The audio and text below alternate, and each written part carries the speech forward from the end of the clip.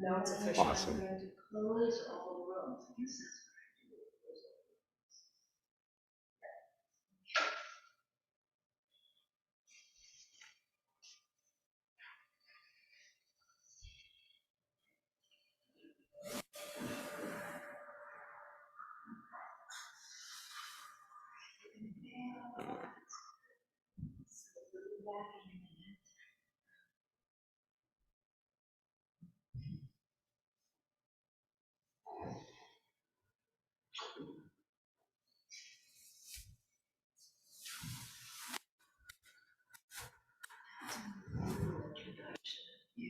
Okay.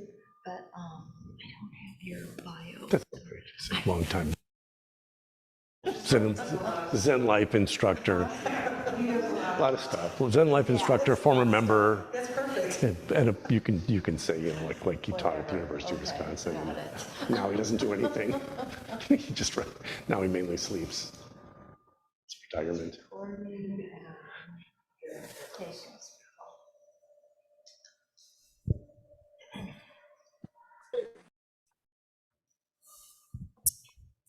Welcome back, everybody. I think everyone's back. Before I introduce our speaker, I want to remind everyone that we are a nonprofit organization and we really appreciate your contributions. So we do not have a link in the chat yet, but you can go to our website and contribute on our generosity page. We thank you very much. All right, and here we have Robert Schwoch, a longtime member and retired now as a teacher in journalism and creative writing at the University of Wisconsin. University of Wisconsin in Milwaukee or Madison. And so he's got more time now, which is wonderful. He's also a Zen Life teacher, and so we're really happy to have him talking today on mindfulness. What is mindfulness? Yes. All right, Robert. Thank you. So at this center, at this Zen Center, as Roshi June said, I have the privilege of teaching the courses in our core curriculum. And the first course in that curriculum is a 4-part series called Foundations of Mindfulness. And in fact, I'm going to be starting a new series of that on Tuesday night, starting this coming Tuesday. The last time I taught Foundations of Mindfulness, I was asked right before the course started and at the outset of the course by people, what is mindfulness exactly? Like, is it the same as Zen? Is it different? Do we practice one then the other? Do we practice them both at the same time? What is the difference? Those sorts of questions. And I was surprised at that time and maybe a little bit annoyed at how much trouble I had answering those questions. I feel like I kind of know the answers to those questions, but they're more in my bones than in my head after some 30 years of doing this. And I had a hard time putting those answers into words right away. So as I prepare to embark again on teaching this, I had the idea of turning this question, what is mindfulness? And this is an often misunderstood question, I think even by veteran practitioners, it's sometimes misunderstood. I thought about turning those answers into a Dharma talk so I could give the answer, so I could put the answer into words, and so that anybody thinking about teaching the course might hear, taking the course might hear this. So.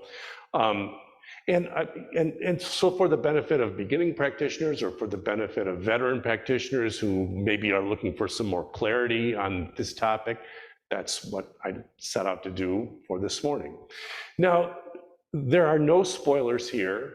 None of this is in the actual course. So you're not getting stuff now that you would get later. This is all new stuff. This is all.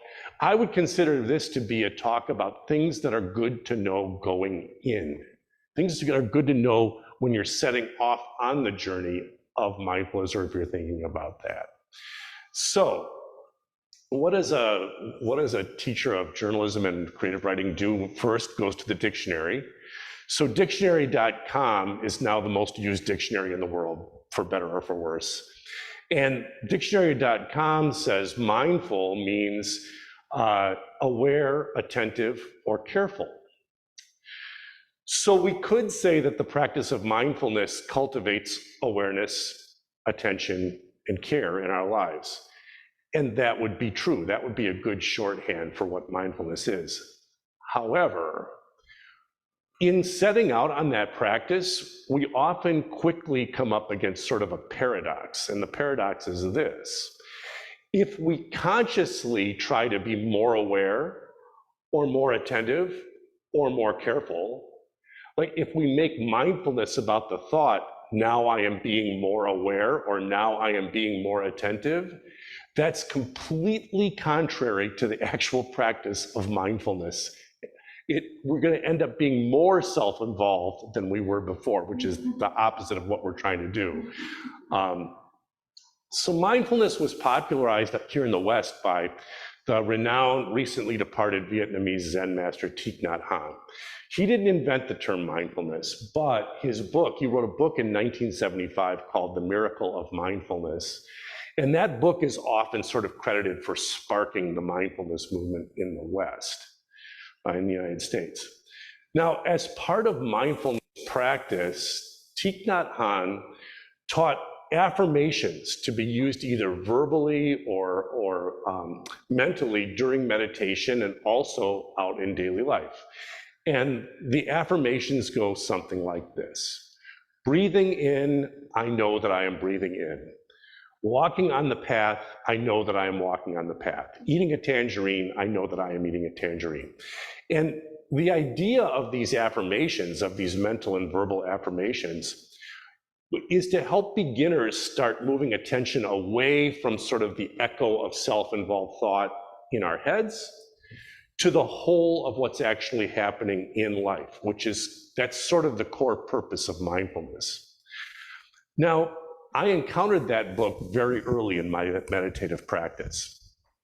And like a typical early beginner who was just learning out of books and didn't have an actual live teacher around, I took these affirmations way too far. So like I started trying to consciously be aware and affirm everything. So, folding the laundry, I know that I am folding the laundry. Watching the TV, I know that I am watching TV. Opening the door to my car, And after a couple weeks of that, I wasn't more mindful, I was really nearly insane.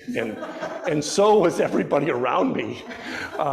During dinner one night, I missed something that my husband was saying to me because I was too busy being conscious of and affirming the fact that I was eating dinner. And my husband said, "What is wrong with you lately? Why don't you wake up?" he said.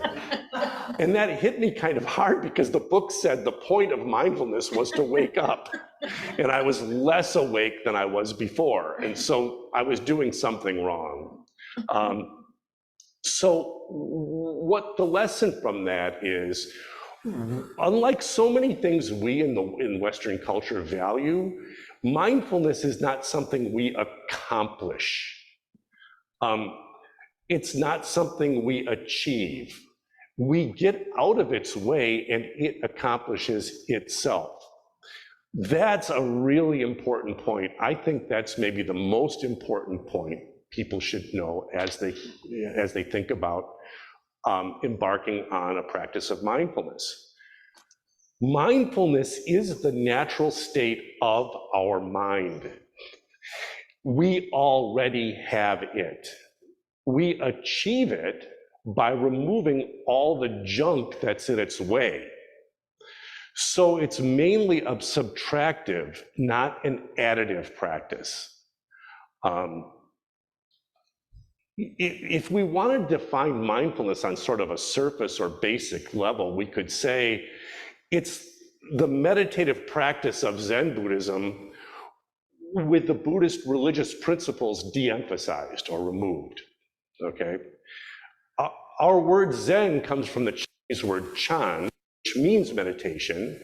Zen is the most meditation-focused branch of Buddhism, and so it's not surprising that the secular meditative practice we call mindfulness kind of arose from the branch of Buddhism we call Zen. So De-emphasizing the Buddhist tenets allows the practice of mindfulness, and this is one reason that mindfulness is becoming so in our culture today. When we de-emphasize the religious tenets of Buddhism, we can bring mindfulness into secular contexts like public schools, like corporations, like clinics, things like that. At this Zen center, teaching mindfulness is a way, simple introduction to meditative practice that's free from expectations about belief or about action or behavior that people have come to associate with religion, with organized. We start with mindfulness here at this center partly because it's welcoming to people of any religion or any faith or no faith at all. And it's valuable in and of itself as a lifetime practice. You can practice mindfulness as a lifetime practice. It doesn't need to become religious. Now, we don't want to draw too bright a line here. Divorcing mindfulness completely from Zen or Buddhism isn't really possible because Zen and mindfulness are from the same sort of intertwined. The point of mindfulness is to wake up, and that's what Buddhism means. Though the Sanskrit root bud means to awaken, Buddha means awakened one, Buddhism literally means awakening. So the process of awakening through meditative practices, yeah, that can change our beliefs, that can change our worldview, in ways that we might identify as religious, as articles of faith. However, the meditative techniques are not inherently religious. They're about a certain style of physical and mental practice, which we can take as little or as far down the religious or faith path as we like or as suits us. So through the practice of mindfulness, regardless of whether we use the words or principles of Buddhism, we are seeking not to achieve something special, but to wake up to what already is. That's really a core point. Basically, we're waking up from a dream in our head in here to real life out there, everywhere else. Now, that's overly simplified. And as we practice mindfulness, we might find that there's less of a line between in there and out here than we thought. And that's where some of the faith articles and religious articles can come in. But this is what it can feel like, especially in early stages of practice. It can feel like waking up from a dream. Now, that doesn't mean that we're trying to stop thinking. This is maybe the most common and most damaging misconception about mindfulness and meditation, that we sit with a blank mind and go, that's not it. That's not mindfulness. That's mind emptiness. That's not what we're looking for. It's the opposite of what we're after. We want a mind that's full, but we want it full of life, not our thoughts about it, right? So that sounds simple, doesn't it? I mean, really, how hard is it to get out of our own heads and pay attention to what's going on? Well, as it turns out, it's really, really hard. So take a mental survey now of everything you've thought about other than this talk since the talk started. I'll take a second, you can do that. And you don't have to worry, I'm not offended. You thought about what you were having for dinner tonight, right? Or or the awful political thing somebody said, or when you're going to go back to France next. I know, right? I've been meditating for most of my life, and what that means is I take time every day to observe the crazy, uncontrolled way my mind works, and no way your mind is worse than mine.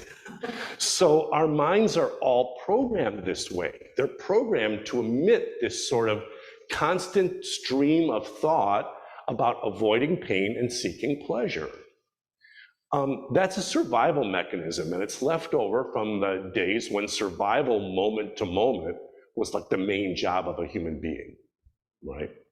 Now, our world has evolved beyond that, thankfully. Our world has evolved so that more and more of us don't face like a constant battle just to survive. We don't seek shelter from rain and wind. You know, we seek furnishings on Wayfair.com, right? We don't quest to beat rivals to our prey. We quest to have the sunniest profile on Facebook. And we don't hunt and gather for sustenance. We go to Pete's Market for hummus, right? So while our world has evolved to provide us like myriad means of survival, a myriad means of living beyond just survival, our minds have not necessarily evolved to sort of meet the complexity of all that. What's happening is our lives are sort of being drowned out by this maelstrom of thought and fear and desire. We're so involved in the next 100 possible threats or possibilities or temptations of the modern world that, you know, we don't taste our hummus. We're just involved in the thought, which is a shame because Pete's hummus is really good. I mean, they make it themselves. It's awesome. So meditation is one way, mindfulness is one way we might evolve to taste the hummus again. I mean, it's one way we might evolve to come to a talk and actually hear the talk. Or to hear what a loved one is saying to us. Or to perceive what a loved one needs to say to us but can't. So it's all about being present to all that and not having it drowned out by the echo of our self-directed thoughts. We still have thoughts. Like with empty minds, we wouldn't function at all, much less function correctly. But we practice mindfulness with the hope that our thoughts can serve our lives rather than pull us away from our lives. If we can perceive our lives more clearly, more completely, we can't help but respond better, you know, and become happier and more fulfilled in a way that's deeper and more lasting than just, did we just get what we wanted? That's temporary fulfillment. Mindfulness aims at a more permanent kind of fulfillment. And this turns out to be not just about our own fulfillment, our own benefit, but for the benefit of the whole world, because everything in the world depends on every other thing. The world is completely interdependent. So when we act more appropriately, the whole universe benefits in ways we can't even perceive or imagine. I mean, physics tells us that when a butterfly beats its wings in Chicago, it can cause the weather to change in China. Imagine what might happen to the world if we were all conscious enough not to say that hurtful thing to someone that we regret later. Imagine what that might do to our whole world. So that's the idea. So how does this mindfulness thing work exactly? What's the magic? Like, how does meditative practice work better than making a New Year's resolution to pay more attention in 2023? Like, how does mindfulness help? Well, we need more than the wish to change. We know from experience, we know from research that like New Year's resolutions almost never work. We need more than a wish to change to actually change. Because what caused the situation we're in is usually much stronger than the wish to change it. That's why we're in the situation, right? So, like so many people this time of year who have indulged in a lot of food and drink without much exercise in the Midwestern winter, I find that I'm carrying around a little more of myself than I would like. That's why I have a computer here. I'm not reading off it, I'm hiding everything. I'd like to look and feel a little healthier, so I'd like to make that resolution for 2023. However, my financial advisor gave me 5 pounds of fine chocolate to help me forget about how the stock market did last year. And I want the chocolate now more than my wish to change and be healthier 6 months from now. That's the way our minds work. My craving for chocolate is way stronger right now than my long-term wish to be healthy, even though I know intellectually that I would feel better and I would be happier if I didn't have the chocolate and I was healthier 6 months from now. I know that that would make me happier. But that doesn't stop my craving for that gratification right now. What I need is some method other than wishing for things to be different that will break this cycle of sort of desire indulgence. I need something concrete that will short circuit that craving when it appears, right? And reduce the power and frequency of the future cravings. I'm looking for some method or some technique that will help do that. Now in mindfulness, we're not attacking a craving for chocolate, we're attacking craving, period. We're also attacking the opposite of craving, aversion, which is actually just a different form of craving. When we don't want something or we're avoiding something or we fear something, that's not different than just the urgent desire for it to go away or an urgent desire for things to be different than they are. It's all craving, and it's what Buddhists often term desire. So this mindfulness thing started 2,500 years ago with this Asian prince who came to be called Buddha. Buddha didn't invent meditation. In Buddhist time, there were already plenty of sages around meditating and trying to meditate towards some sort of enlightenment or fulfillment. The thing Buddha hit on was the core problem keeping meditation from working, keeping fulfillment from happening. And the thing that Buddha hit on was craving. It was desire. And he realized in meditation, how a meditative life could cure that desire, could cure that craving, and could cure our suffering and make humanity more fulfilled, more enlightened. Now, he realized that meditation could cure that by breaking our craving, not for any particular thing, not for treats, not for possessions, not for safety, not for health, but by breaking our craving for craving itself. We all crave craving. We're all sort of addicted to our thinking.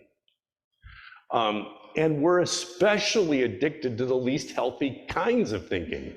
We're addicted to the kinds of thinking that give us instant but temporary gratification, like chocolate does, versus the deeper contemplation that gets better and more lasting results in our lives. So, as an example, let's take a common problem in our world, okay? Let's take the problem of, I don't like my job. So I've had that problem at times in my life. And I think just about everyone I know has had that problem at one time or another. So a common way of dealing with not liking a job would be to take refuge from the job in a thought world where our craving for things to be different is satisfied, right? So we imagine a better office, we imagine better pay, we imagine better duties, we imagine a better schedule. We imagine getting the promotion that we were so unfairly denied and then becoming our boss's boss so we can boss around the boss that bosses us around right now and get our revenge. We obsess about everything that might go wrong with the presentation we have to make next week and how happy we'll be when it's over and how much happier we'll be 2 weeks after that when we can spend 7 days in the Virgin Islands on our vacation. And all this dreaming about the past and the future and this craving and wishing, it gives us a small dose of the happiness we would receive if things were different. If things actually happened in the way that we're desiring them to happen. But that dose of happiness is really small, you know. It's never enough, it's temporary, and what happens is we wind up back in real life with the situation not having changed. In the meantime, we haven't done anything about it, and now the situation's even more entrenched and it's getting even worse because we're not doing anything about it. We're just dreaming and wishing it were different. So our negative emotions about the situation pile up in the same way chocolate makes us fat and unhealthy, right? And if we don't do something, we risk having some sort of attack over it, right? We might act out in unhealthy ways, in anger, and we might act out toward others. And instead of acting in, and that harms the situation, it makes the situation worse, instead of acting in productive ways that help the situation. We don't see the productive ways of addressing the situation because we haven't seen the situation clearly, because we haven't been there. We haven't been in the situation. We've been in a dream about the situation. The situation we're in has become a backdrop for the dream of better things we're putting in front of it. It's just a faint backdrop.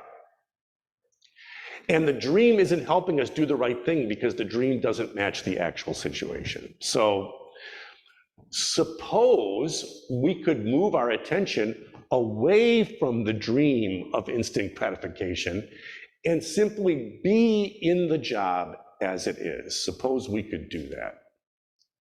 Suppose that suddenly, instead of our minds being full of desires and fears about the job, suppose we woke up to what was actually happening in front of us.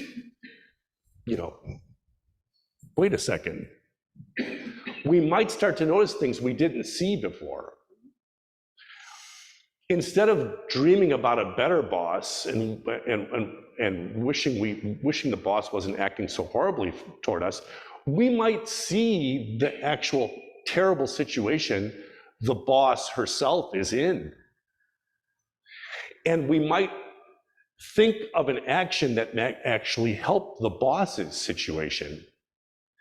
And suddenly we might have a boss who's a little better, and our situation might change. We might realize, wait a second, this presentation that I'm obsessing over and fearing and worrying about next week, it's not a problem. It's a huge opportunity to get that promotion, right? We might realize it's just what we need to qualify us for a better situation. And we might get to work, knocking that out of the park instead of worrying about it. Or in seeing the situation clearly, it's possible we might realize there's actually no way to change this in the short term. There's no way to change it in a meaningful way right now, but we can observe the world and know that everything changes eventually. The world is a constant stream of change. And this disappointing dream of desire is only making things worse. So maybe what we can do is relax into a world that's separate from our emotions about it. A world that's just the world, that's just the situation in front of us, and manage better until we see a wave of change that we can ride out of the situation. The thing is, now at least we're awake enough and paying enough attention and seeing things clearly enough that we see that wave of change we can ride out when it comes. Or, and this is my favorite sort of thing that happens in mindfulness, what we might realize seeing the situation clearly is that the situation itself isn't actually a problem. That the problem is the dream of thoughts and fears and desires that we've put around it, and the actual thing is not actually a problem. We find out that the problem is our thought world, not the real world. Maybe then we just treat the presentation as something we have to do. The presentation isn't emotional, the presentation is just a thing. And if we get to work doing the thing, we might find out, hey, this thing's sort of a kind of fun puzzle to figure out. And maybe in figuring out that puzzle, we might start to get excited about showing that to somebody else. And suddenly the presentation does itself, and the world of emotion and fear we had around it turns out to be irrelevant. Now our thoughts in all those scenarios, our thoughts and actions are arising from the situation at hand and they're serving it, rather than our minds being a tool to try and escape the situation, which never works, which always makes things worse. So, what does it take to wake up from the dream world and into clarity? What does it take? Well, it takes practice. The practice of mindfulness is practice for being present instead of being stuck in a dream about reality. Instead of trying to cultivate mindfulness or pay more attention in the rush of modern life, when things are coming at us and triggering us, what we could do is we could take a break every day to practice. We could take a break somewhere quiet for a certain time each day and just practice being awake, awake, awake. Now, thoughts, dreams, fears, desires, our to-do list, all that stuff is still going to rush in. But now we're in a place where we don't have to worry about that or act on it. We can just gently let it go and return to what is. We just let it go, return to attention. Let it go, return to awareness. Over and over and over, we do that. We practice that. So eventually, if we're still enough, and if we're patient enough, the emotional muddiness of our minds will start to settle and become clearer for us to see our lives through. Eventually, if we practice enough, we can start to take that clarity out into the real world and not just practice it in a protected space. Now, we're never going to stop thinking. Our minds are going to keep manufacturing thoughts, dreams, desires, fears forever. It's never going to stop. It's part of our programming as human beings, right? We're not going to change it. Don't think that if we do mindfulness enough, or if we do it correctly enough, it's going to make us different or free from who we are, right? That's the bad self-improvement way of trying to do it. We're not going to become Zen masters whose enlightenment makes us perfect. No. Robert and June may seem perfect, right? And we put that in the marketing, right? But it's not actually the case. If we reach any sort of enlightenment, it's not about changing who we are. It's mainly about becoming exactly who we are. It's mainly about becoming who we already are without a lot of external things piled on top of it. It's about becoming genuinely who we are. It's about not letting the challenges of life pull us away from that, keep pulling us away from that, keep pulling us away from that. So now the practice itself, how does it go? Oh, we don't have time to actually teach the practice. What a shame. I guess you'll have to take the class. Because it takes a long time to teach this. It takes like at least 4 evenings to teach it. So you didn't think you were getting a sales pitch, did you? You weren't paying attention. So foundations of mindfulness, we teach this regularly, and my turn at it starts. Roshi Robert is teaching it right now on Saturday mornings. It started, I believe, yesterday. I'm teaching it starting this Tuesday. We'll have cycles of these classes through the year. We teach them in person, we teach them on Zoom. I teach on Zoom because I live in Milwaukee, and so I don't want to drive 85 miles every time I have to teach this. So I teach just on Zoom, but we teach sometimes hybrid, Zoom and in person. We teach in person, we teach on Zoom. So maybe I or another one of our really fine teachers will see you online for the Foundations of Mindfulness class that starts our curriculum and eventually moves through towards something that's more of a spiritual path. Starts more secular with mindfulness, and gradually through our curriculum moves to something closer like a spiritual path, the path of Zen rather than just mindfulness. All that information is at zlmc.org. I believe it's on the front page. You can just click Foundations of Mindfulness. So it seems kind of weird to ask this after a talk on mindfulness, but does anybody have any thoughts? Or questions, or would anybody like to ask anything in particular? I promise. Yeah, Liz. Hi, that was so great. I'm not kidding. I say it every single time. Whenever I hear these foundations of mindfulness, watching different people teach it, or I always pick up something new. And it was very interesting when you were talking about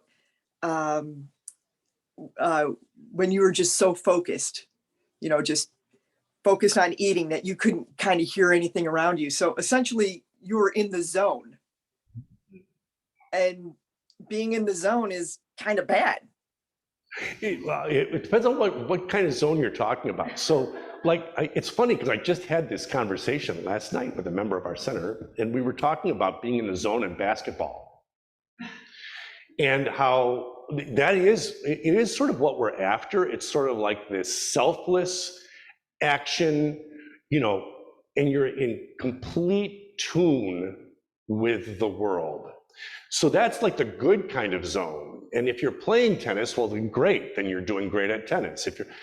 But you don't want to be zoned out, the sort of zone where I'm so involved in my zeal to do mindfulness that I don't see the world. The zone we want to be in is the zone where we're perfectly in tune with whatever's happening. In both cases, you sort of lose yourself, but one is a more productive way and more is like a not as productive way. These are the sorts of things we talk about in the class. It takes a while to really get a grasp, to get a feel for all this stuff. So. And I think all of us teach it a little bit differently. It's the same basic curriculum, but we all as teachers have had different experiences with meditative practice. And so we've all run up against different things we've confronted, different things we've done wrong, different lessons we've learned. And so we all impart that in sort of a different way. Anybody else? I have a question. Yeah.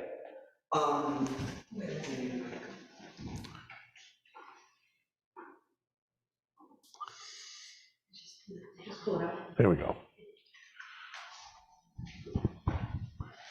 So I have a question for you. So sometimes when people realize that I meditate, they'll ask me for tips and advice on how to get started.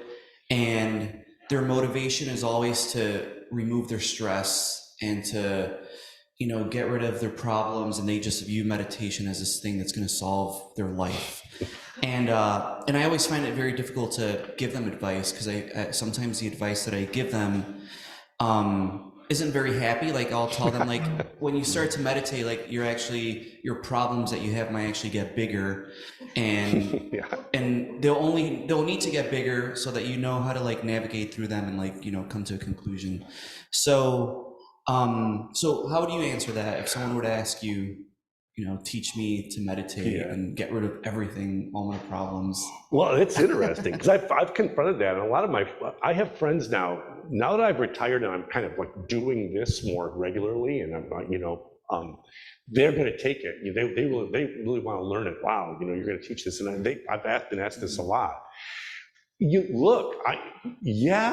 idea of it is it's going to make you happier. I mean, more peaceful.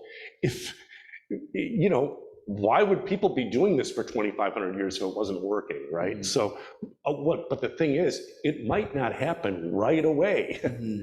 Don't think you're going to start meditating and then then the next day everything's going to be better and you're going to be peaceful, or the next week. And sometimes, not always, what happens is you're clearly seeing the issues in your life that you haven't been dealing with, so they seem to get worse. Mm-hmm. But what's happening is they're just what they are. You're just seeing them and realizing you have to deal with them. So, but it's but I also try not to discount the possibility that there might be some pretty immediate benefits. I, in my practice, found some benefits that were almost like the day I started meditating. When I started, I was in a period of high stress. The HIV/AIDS crisis at its height friends of mine and actually a family member of mine terminally ill. And I was just drowning in stress. And just the act of sitting still for 20 minutes and letting that be rather than obsessing over it, it started almost immediately to make me feel a little better. I mean, I couldn't actually be worse. Like sitting quietly for 20 minutes isn't going to hurt anybody. That's probably going to benefit everybody, right? I mean, I think in the modern world, sitting quietly for 20 minutes is a really good idea for almost anybody. And so you don't, I guess what I'd say is it's a balance to be struck with managing the expectations, but not being pessimistic about the whole enterprise, right? It's probably going to help you. It's helped a lot of people. I also am careful to say it's harder than you think. So you really have to, for a lot of people, it was harder than I thought, because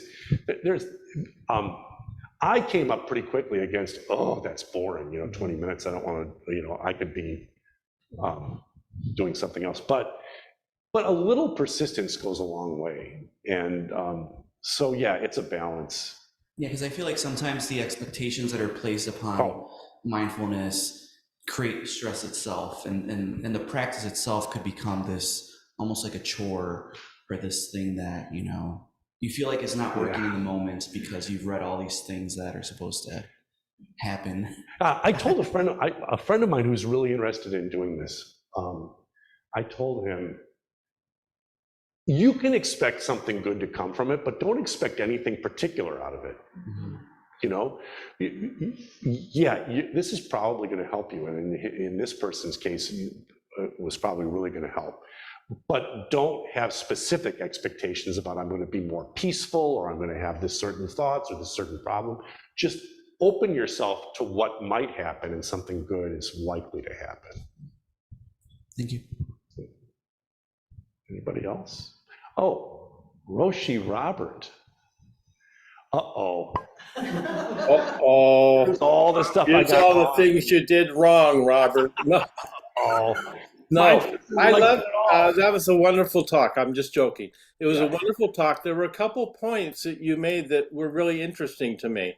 The first one was that mindfulness is more of a subtractive process than an additive one. And the idea that mindfulness might actually be already here, and that we just need to get things out of the way to see it. And it reminds me of something that Pauli discovered in physics. It's called, I think, the exclusion principle, that electrons they always keep their orbit, and they don't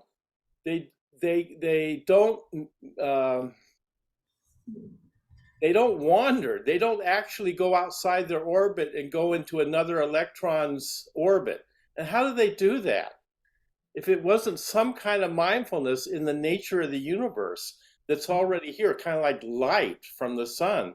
And so I love this idea that mindfulness is already part of reality, so to speak, and it's already here, and we're just getting stuff out of the way so we can appreciate reality, which is mindful.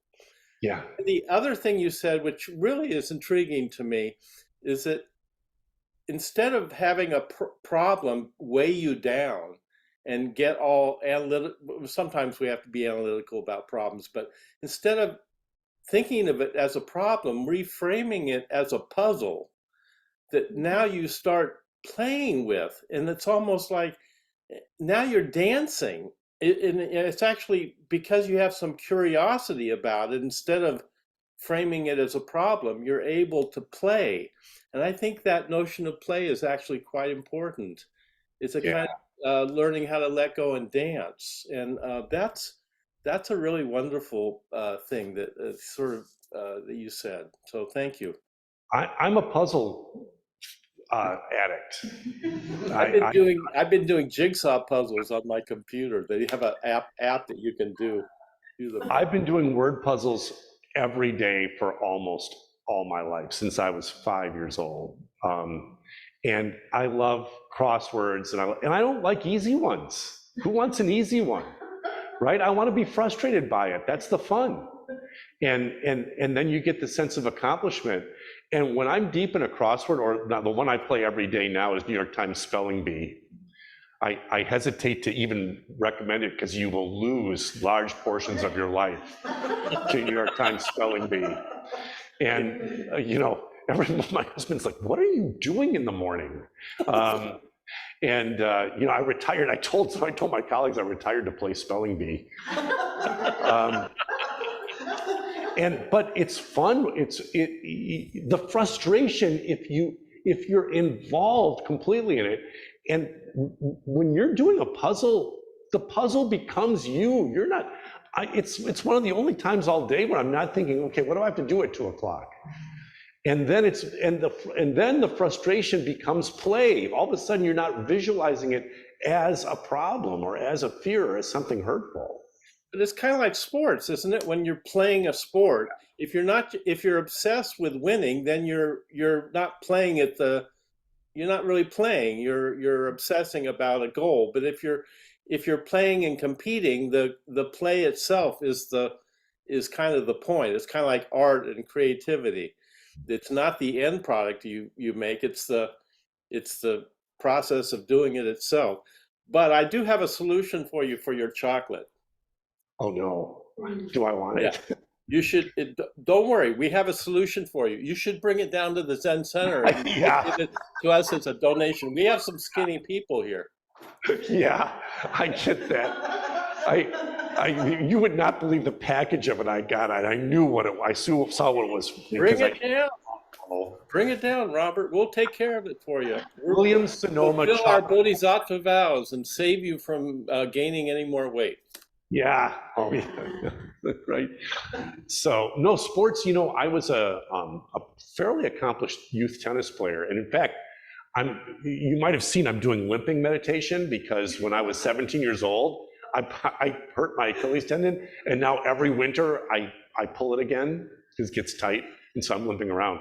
But tennis, when I was in tennis, this was in the late 70s and the early 80s, there was a big tennis boom in the country. And there was this book called The Inner Game of Tennis. And it was written by a tennis teacher who was also a Zen practitioner. And it was all about mindfully playing. I mean, he didn't put it this way, but when you go back and read it now, it's all about mindfully playing tennis. And he would have all these tricks. Don't think about the score. Think about the beautiful arc of the ball. Concentrate on, and just think about, try to beautify the act of doing it rather than the competition and worrying about. And I mean, it helped me. It helped a lot of people. And it's all it is about mindfulness and trying to reach that sort of zone. I think it's also being okay with breaking some eggs. Yeah. I mean, we're going to make mistakes, and getting over it is, if you're playing tennis, you make a bad shot. You can't be thinking about that at the next shot, or you're not playing the next shot. So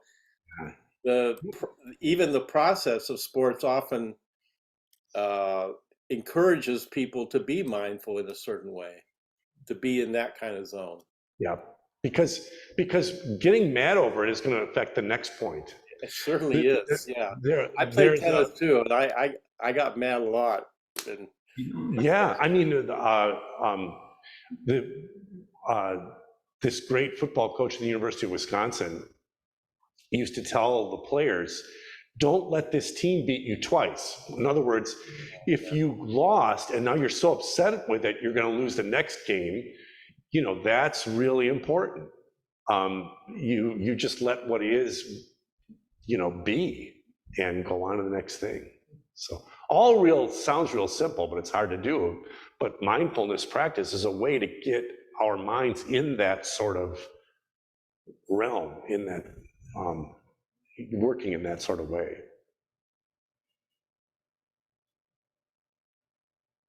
Anyone else?